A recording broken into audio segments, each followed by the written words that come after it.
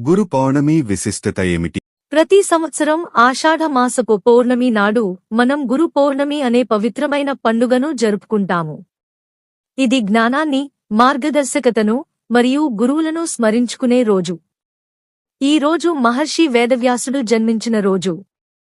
ఆయన వేదాలను సంకలనం చేసి మహాభారతాన్ని రచించారు. అందుకే ఈ పండుగను వ్యాస పౌర్ణమి అని కూడా అంటారు. ఆయనను మొదటి గురువుగా భావించి గురుపూజలు చేస్తారు. గురు అంటే కేవలం బోధించే వ్యక్తి మాత్రమే కాదు. గు అంటే అంధకారం, రు అంటే తొలగించేవాడు.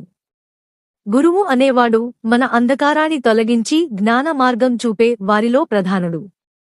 తల్లి, తండ్రి, ఉపాధ్యాయుడు, మెంటర్, జీవితమే గురువు అవుతారు. మన శిక్షణ, ఆత్మవికాసానికి వారు మార్గదర్శకులు. ఈ రోజు మనం గురువులను సందర్శించి పాదాభివందనం చేసి ఆశీర్వాదం తీసుకుంటాము. కొంతమంది ఉపవాసం చేస్తారు, ధ్యానం చేస్తారు. పాఠశాలలు, ఆశ్రమాల్లో గురుపూజలు నిర్వహిస్తారు. గురు పౌర్ణమి అనేది కేవలం ఒక పండుగ కాదు. ఇది మన జీవితాన్ని తీర్చిదిద్దిన వారిని గుర్తు చేసుకోవడానికి ఒక ఆధ్యాత్మిక శ్రద్ధాంజలి. అందరికీ గురు పౌర్ణమి శుభాకాంక్షలు. జ్ఞానం మరియు శాంతి మీ జీవితంలో నిండాలి అని కోరుకుంటున్నాం.